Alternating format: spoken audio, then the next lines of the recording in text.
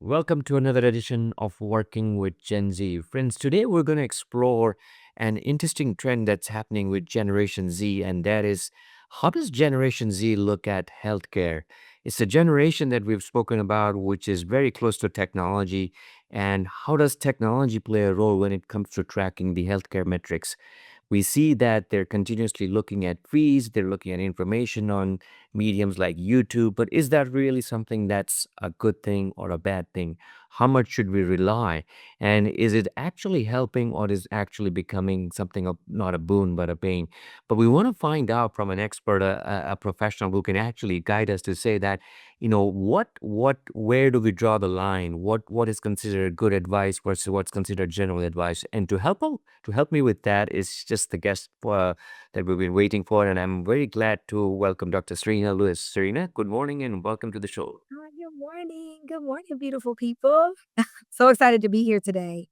Excellent. So, Serena, I know we've been trying to do this for some time, and thank you very much. You've carved out the hour for us amidst a very busy schedule. So, before we dive in, I have a Gen Z boy and a nephew, both at the same age bracket, and I know how frequently do they look at their WhatsApp messages and everything that relates to technology, and even how they look at their health when it comes to. So, we'll dive into all of that in a moment, but what would be helpful for our viewers is for you to take a couple of minutes or just a few minutes to tell us about your background, your story, and then let's get to it. Yes, so I'm Dr. Serena Lewis Everett. I am owner and founder of Sepia Modern Primary Care and Aesthetics. It's in Catonsville, Maryland, so northeast of the United States, where I help patients achieve total wellness and confidence by blending advanced medicine with personalized touch. So I'm a direct primary care doctor. I offer memberships for my access for my patients. I'm a board certified family physician and I'm a proud Georgetown University alumni. And so, what I do in my practice is I offer comprehensive primary care with specializing in certain things as hormone replacement, medical weight loss, aesthetics, just functional medicine, lifestyle medicine for a lot of my Gen Zers. And I do a holistic approach. And it empowers patients to take a change on their health, their energy, their appearance, and just helping them grow from the inside out. So, that's a little bit about me. Fantastic. So lovely to have you. And I'm really excited on an episode. I think there's so much curiosity because I think before we kind of put it all on Gen Z and get them sort of at the in the lens, I think we're all today every generation, whether you're a Boomer, X, a Y, or a Z, or even Generation Alpha, we've all become so used to having technology in our lives, and so I think on a whole, we've gone and read about articles and looked at things, but today we want to dive more generally first to see what are the big picture trends that you see, Dr. Lewis, just when it comes to health in general. Like, how much do you see in your work that patients do they kind of look at one set of information before coming to someone like you and then ask the next set of questions? Or is this the doctor in the traditional sense is still sort of my first go-to person? What is this general trend there? And then we'll dive into Gen Z. So first off, medicine has kind of taken a step back from paternalistic medicine, which is what you're describing, where the doctor kind of tells you what to do and you come in and it's like, oh, I don't know what's going on. Now the trends that we're seeing are people are tracking their health with different variable platforms, devices. We're also seeing people use a lot of social media to come in with questions. So get a lot of people that ask about things that they see on TikTok and Instagram and some of these Facebook videos and things. And then some other things that we're seeing is a kind of a trend to more of a lifestyle, functional medicine, right? And what I mean by that is more natural, holistic approach. So you have more people that don't necessarily want to take medications. They want to do more supplements and changing their diet to make their chronic conditions, or if they have like a high cholesterol panel, for example, and they want to lower it, doing certain supplements to lower it. So those are the biggest trends that I'm seeing right now as a younger, like, DPC doc. Yeah. Absolutely. And I think we can relate to it. I look at my own story and many years back, I mean, when I was doing a lot of traveling in my professional life and, I just, had the typical sort of you know, um, effects of, long travels and, irregular eating habits and all of that. And then I would just go online and then say, hey, I drink more water or I need to do this. And then until I kind of met the doctor and they said that, look, you're putting too much on this. And so anyway, well, let's get to that. So let's talk about Gen Z, Dr. Lewis. What do you see? I mean, you seem to have a practice where you're seeing enough Gen Zs.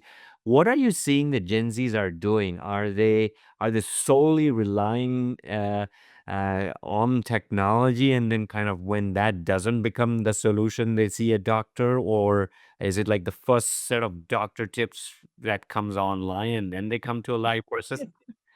Yeah, well, I feel like I see half and half, right? So you have some Gen Zers because they're really good with technology. They're good about going and finding a doctor on certain platforms like ZocDoc, or they'll find a doctor on something like Teladoc. There are certain platforms that do like you can find a doctor quickly, right? Get access just by clicking a link, and because they're good with technology, they're able to almost get that doctor in the pocket and get online. While we also see the other side where, like you said, they're going on TikTok, they're going on Instagram, and there might be like a person on there that may not be a provider or a medical professional, and they'll say, "Here's 5 things that you should be doing with your health," and then people are kind of listening to that advice, asking them questions in the comments, and then coming to their doctors with those questions. And so I would say it's about half and half, but I feel like we do see more of the social media aspect first now. Okay. So I guess the big question, the burning question is always that, Dr. Lewis, in your opinion, I mean, if that's the verdict, like half and half, what's the right place? Let's say I'm a young Gen Zer, and obviously we've known about the mental well-being issues post-COVID, and just the geopolitical stress that's happening in the world and all that kind of stuff, right? What's the right way to go about this? Should someone, when do they look at something online before stopping to say that, okay, I shouldn't take this advice quite literally before I see a doctor? So, what would you advise there? So I would definitely say always go to a site that has what we call evidence-based medicine. And so that would be a site such as like the CDC or the World Health Organization sites. Those are always good to kind of go to because those particular sites have other links to other research articles or other like researched sites, if that makes any sense. They have evidence-based research on those particular sites. And so those are the places that people really should be going. If they don't end up going to those places and they have certain questions and want to get medical advice, they definitely should be reaching out to their providers to get those questions answered before taking the next steps with what regarding whatever they're researching. So, for example, if I'm somebody trying to look up how do I prevent myself from having a lot of urinary tract infections, right? And then there's somebody online that's not a medical professional and they're on TikTok and they're like, oh, take cranberry juice, do this, take this medication, take that supplement. It's really good to, especially if those things are natural, run it past your doctor if you can first, just to make sure that there's nothing that's going to, those supplements that you're going to take are going to interact with anything else. Obviously, because you're not getting the full medical advice on that video. And a lot of them even explicitly say in their comment section or their bio section, this is not medical advice. People oftentimes miss that. You want to confirm it with your doctor first. But you can always Google CDC and World Health Organization, and that can and put in the search bar whatever you're looking up, and that can give you more better researched information. So what have you been seeing? Do you find that obviously this generation, I mean, as you say, it's if the population is 50-50, if 50% kind of doing some research, 50% relying, to kind of come see the doctor. What is the what's the danger? Like what's the danger of taking something online, like a short video, like as you mentioned that, hey, if like have the cranberry juice to get away with that infection. So what's the danger of almost believing some of that? Like, what should one do? Yeah. Right. So the danger in that is you're taking on all the risk yourself. And what I mean by that is you're not running your scenario, which every scenario is different, right? It's very personalized, past a health professional that can help you. And so we'll use the urinary tract infection example again, right? Yeah. Where let's say like you have a UTI and you're listening to a female talk on TikTok about these are the things that I did to prevent my UTI.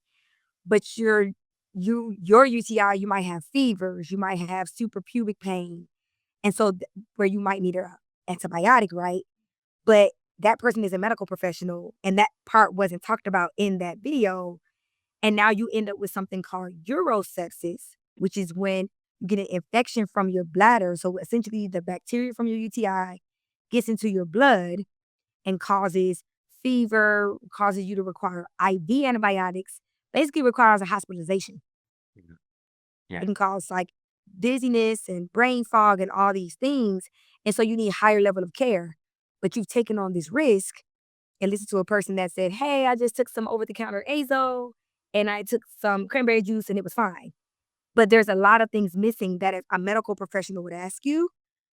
And if you're taking on that risk yourself and something happens, whose fault is it? Yeah. You know what I mean? So um, it's just about making sure that you have good professional, well educated based help, right? For the best outcome for yourself. There's a reason why medicine exists. And so you can still look up things yourself. I would definitely advise everybody to have good health education, but then take that information that you learn and pass it by somebody who's a professional. That's all. Yeah. At No, least your excellent point. will be happy.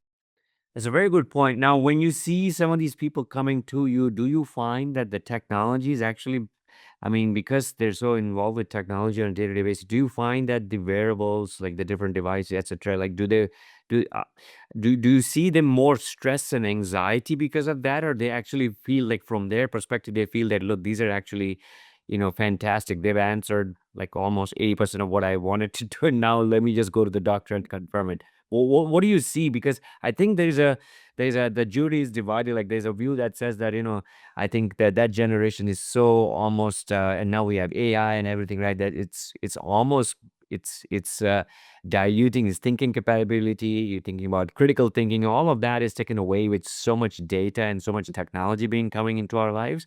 And there's another view that says that perhaps they're so tech savvy that, hey, listen, like I see my son doing things like I don't know could be done on my phone, right? And so well, there is that case as well. Like they are pretty tech savvy and they know where to go and they know what to look at. So what do you see? So we're seeing a lot more anxiety driven situations Mm. because like you said, people are getting what I call information overload, right? So it's almost like COVID kind of pushed everybody into kind of depending on technology more. And I'm not going to say technology isn't helpful. Yeah. It's just that if you don't go to school and you're not able to interpret that data that you're getting from your watch, that you're getting from the internet, and you're getting overloaded, you may think you're dying. I have people that will call me and they may have one symptom, right? And they're looking on like a app or something like that, and they're like, "Oh, I have cancer," because they looked at that one symptom. So just I feel like it drops a lot of anxiety. And so once again, taking that information to your provider is going to reduce that anxiety some. It's like try not to stress yourself. You may just have a vitamin deficiency or something, but you're not going to know until you go to a health professional. Yeah. Yeah. Yeah. But and do you also say, I mean, for those who for just to the flip the question, I think there is a plus side to the technology. What would you say that is good enough? In other words, and where should they go? Like you mentioned CDC, you mentioned some sources. Should they like just completely because if you look at a medium like TikTok, it's more social and entertainment. I didn't even Right. I really like for the first time I didn't know that okay there were people giving medicine advice on TikTok or on Insta. It's just more fun reels and like social reels and so on. I can think about YouTube, but which are the places where you see some of this and like where do you sense that the medium of okay, this seems reasonably okay, cogent to kind of go with it versus like this is just someone made a reel after reading something and just should ignore it. So I feel like a lot of my colleagues, they like things like LinkedIn and YouTube, Mhm. right? Because a lot of professionals go on there. And with YouTube, they can make longer videos to explain their background, scenarios, give certain medical education. It's a little bit harder in reels to give like good health education in like a 30-second clip. Mm. And also, like you said, TikTok and Instagram is meant to be more entertaining. So people want to be entertained more than they're actually hearing the information that they need to like process to actually use to apply to their lives. And so I remember, or even now, I know China just passed a law, and they're process of passing a law that you have to be a certain professional to give certain professional advice. Mm. It's a very controversial topic right now because I have colleagues that believe that they agree with that because then you as an individual are going to TikTok, Instagram, YouTube, and you know that that person is giving more accurate information because the law is abiding them to do that, as opposed to anybody walking off the street giving information and anybody is listening to them. Right. But I would say that YouTube and LinkedIn has more credible sources Right. because a lot of professionals, health professionals, scientists, researchers connect on there, they network on there, they have videos on there. And those are people that are behind a lot of the evidence-based research that doctors use, right, to give information, right, and get like medications passed through the FDA and things like that. Yeah, and you can search them with the followers. You can look at the abdomen, Exactly. so on. Exactly. Yeah. Exactly. So you mentioned, Dr. Lewis, in the beginning, as part of the work that you do, certainly lifestyle disease is becoming very, very, very rampant. It seems in, I can speak at least in Asia, like, growing economies and the urban stress with the climate stress and all the kind of things that are coming up. It's there. So when you think about the Gen Z in your part of the world, right? Okay. What do you predominantly see? Is it lifestyle diseases? Are the diseases more related to, is it, yeah, is it food? Is it the stress of the schools? Is it the Mhm. stress of the social society there? Because I know, and again, I don't wish to kind of detour, but just also like with all what you see sometimes with the shootings and so on and so forth, like it Mhm. takes It's a toll. multifactorial, like you said. It's Yeah. multifactorial. It's not So just, you did this one thing for yourself. You drink all this Sunny Delight and now you have diabetes, right? That used to be the case. But now, like you said, it's multifactorial, it's environmental. yeah. Certain foods are getting recalled, certain medications are getting recalled. Mhm. Like you said, we're getting a lot more, what I say, sensory type things. We're seeing a lot more shootings. We're in environments that are a lot more dangerous, a lot more violent, which increases our anxiety and gives us PTSD. Now we have heightened senses, and now our sympathetic nervous system goes up. It's so many things that go along with it. That I think now is multifactorial. Not saying that lifestyle still doesn't really affect it. Obviously, there's cause and effect on anything. If you eat Chick-fil-A every day, the likelihood that your cholesterol is going to be high is right. But as you were mentioning, it's a lot more things happening now than there were, I would say 30 to 50 years ago, including the COVID pandemic. Yeah. So, we just have to do our best to, I would say, calm ourselves, do things like meditation, because it's not just, I say it's kind of biophysical, meaning that it's not just about what you eat and what you do as far as exercise. It's how you take care of your mind as well. So doing like mindful meditation, making sure that when you're done with work for the day, you close your laptop, not going to bed with the TV on, all those things make a difference Yeah. in contributing to your health. Yeah. No, what wonderful advice. I hope that, and this is relevant across the globe. I think every Gen Z can kind of use that routine about meditation, slowing down, keeping the devices away when they go to bed. I do want to ask a couple more questions. One, of course, is you mentioned about the holistic sort of looking at that. So, what kind of things should a Gen Z be incorporating into their, let's say, daily routine? And I'm when I say Gen Z, I'm focusing largely on the folks who are either finishing college or just entered the workforce, right? Where they're new in the workforce, they're very eager to prove themselves. They're quite willing to take on more. They're willing to work late or whatever, right? And they have this thing to hunger to prove themselves. So, and I've seen lots of stories where, like in consulting world, you could be like even in your profession, even in the medical profession, right? You have very long hours Mhm. stage in your career, and then you gotta take a call like, okay, do I do this? So, what are some basic practices to keep in mind, um, just as a way to think about that? Yep. So I would definitely advise a lot of my colleagues and people out there, make sure you keep a schedule, build some self care time into your schedule every day. And it doesn't have to be like something, oh, some people go to the gym, right? And that's the way that they reduce their anxiety. But there are other ways. Building in a little self care 30-minute time. Eat your lunch. Some people don't even eat lunch. Build lunch into your time, right? Because that gives your brain a chance to reset. Mm, Do mindfulness meditation, like I was mentioning earlier. So there are things like the Calm app, right? Where mm, you can deep breathing exercises. And it's like 5 minutes. mm. 5 minutes. Yeah. Take 5 minutes to take a to work, care about yourself, but build it into your schedule because even myself, I'm not the best at it. My husband has to remind me, hey, Serena, take an hour, like put that hour in your day. Don't plan a meeting, don't plan a podcast, don't plan a patient. And now since I've been doing that, I've found that I'm more calm throughout the day. Even if you can't do an hour, do 30 minutes. But I would say start small and do something that allows yourself to do anything throughout your day that makes you happy. Read a poem, read a quote. I have people that get quotes to their phone every day and it starts their day off great. So whatever's going to keep pushing you through, take your vitamins, right? Everybody should be taking a multivitamin. You should be taking B12 for energy. Mm. Take some vitamin D for your bones. Take some calcium, especially the calcium and vitamin D more for my older people, but vitamin D especially for my younger people. Yeah. None of us get enough vitamin D. None of us are hanging out in the sun 2 or 3 hours a day, Exactly. Yeah. right? So those little things to take care of yourself. Track your sleep. Track your sleep. Very nice. Track your blood pressure. Track your heart rate. Take it to your doctor.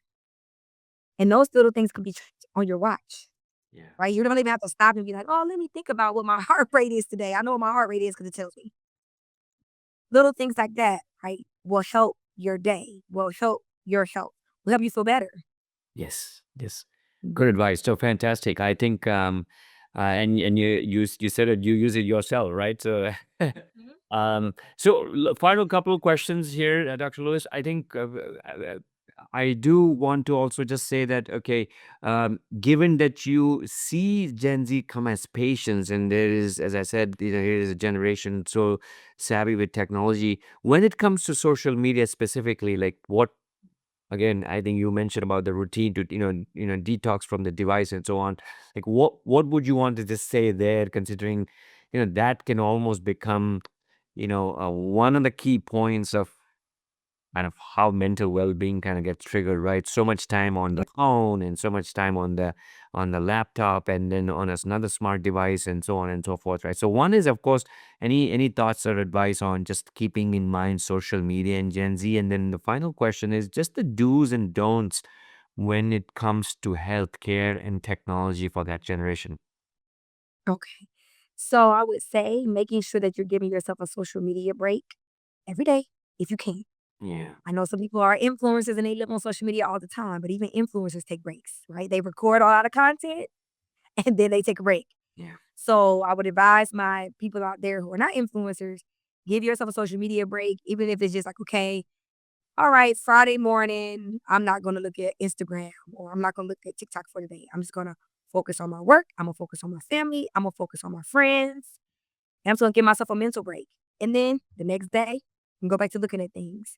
I'll say just try to do that a couple days a week, even if it's just for a couple of hours throughout the day. Just do that and try not to do it before you go to bed, because you want to give your brain a chance to relax.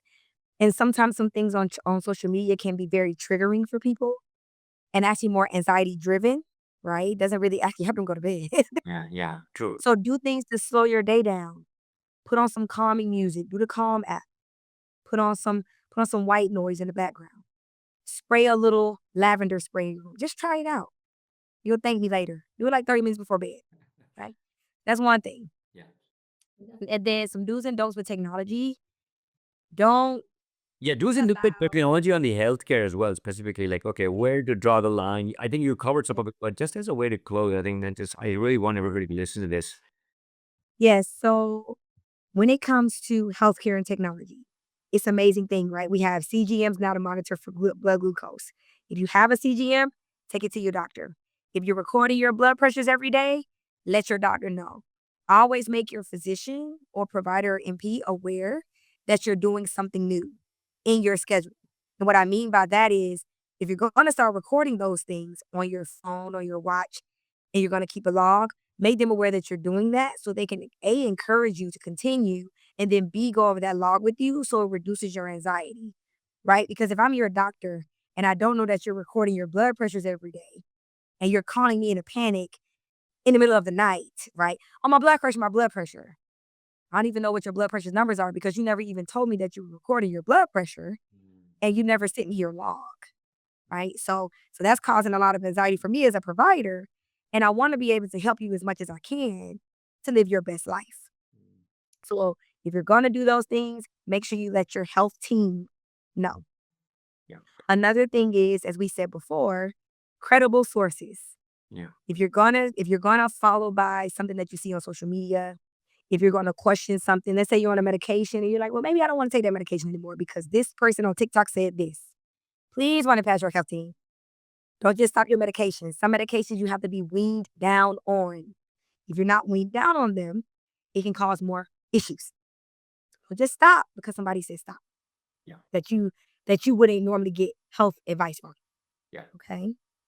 When you're gonna go on TikTok or Instagram, make sure that you are the person that you're getting that advice from, if at all possible. You're seeing like, okay, this person is a physician, this person is a researcher, this person is a scientist. They have some type of background to be able to give you some good information from what they're saying. It's not like a person that works in the grocery store and they're telling you about these are the 5 things that you should be doing for your cardiology appointment, you know. Yeah. And I feel like these things are applicable to everyone. Even me, I can even do better, Yeah. right? But those are things that I would definitely advise to patients that are looking to make sure that they are getting the best information they can while still taking care of themselves and integrating technology into their lives. Fantastic. No, I think what great piece of advice on short things, short routines you can incorporate, being mindful, keeping logs, sharing that with your doctor periodically. Now, Dr. Lewis, you're in such a wonderful profession, something that I would say is such a noble profession, something that you see the entire humanity gets benefited from the world of doctors. So, what is the one thing that if you had the magic wand that you would do when it comes to just healthcare? Like, what might you want to change as you think about the world and the health? That's sort of my the last I question. mean, I would definitely make food healthier. Oh, okay. Okay. No, very cool. Yeah. Because I feel like a lot of people are very skeptical of food now. They're like, Mhm. they're trying to poison us, pesticides and things like that. So, and then we're seeing, like you were mentioning earlier, with lifestyle changes, certain foods that people could eat before, like McDonald's, how it tastes now, it doesn't taste like, what is in it now that it wasn't before. So just keeping food healthier so I can keep as many people around me and my patients healthier, I think that's a good place to start because we're all united by food, right? No matter what country you live in, Yeah. culture you come from, background you come from, we all love a little bit of fried chicken. We all love a little curry. We all love a little pho. We all love a little, and making sure those things are the healthiest they can be. And making sure they're outsourced in a good place. I think I would start there. And then just making sure that I'm optimizing health education as much as I can. Yeah. Fantastic. No, what a lovely, Technology is helping with that. a great message, and you're so very right. I think the dangers of all the food that and the stories about the food with pesticides and everything else, and even the meats going bad. And I think there's so much trend about organic farming and all of that. I think that's across the globe. So I think that's a wonderful message. Dr. Lewis, this has been a wonderful episode. I hope every single one of our listeners are and this show is heard in across more than 65, 70 countries. And I hope that every single one of the Gen Zs, while they believe in technology, I think we don't want to kind of take away that. I think it's just to be a bit mindful of how do we use technology without actually Be vigilant. doing. That's like Yeah. Yeah. And so where can people look up and find you? Are there any sites or social media handles if people want to get in touch with you? yes. So you can follow me on Instagram at Sepia DMV. I'm also on LinkedIn, Dr. Serena Lewis. The name of my business is Sepia Modern Primary Care. So you can find me Sepia Modern Primary Care on Facebook. You can also just use that same name.com to find me on my website, which has my phone number. You can reach contact to me, and my phone number, you can actually text that number. So it's 410-929-1335. You can text that number to get in contact with me and my staff. If you have questions or want to get started with me virtually. So there's multiple ways to get in touch with me, and I look forward to hearing from you. Fantastic. And we'll put all of this, some of this information of your background also on our episode as well, so that people can look up the sites and get in touch there. So once again, Dr. Lewis, really a pleasure. I hope your global travels bring you to wonderful India. And no, I can come visit you at some point. Yes, and I shall be traveling to the US, but likely 26. So I don't know, maybe if our paths cross, we'll meet in person. Yeah. So thank you once again, and taking this time to do it amidst a very busy day. Thank you once again, and have a great day. Bye bye. You too. Bye. Bye.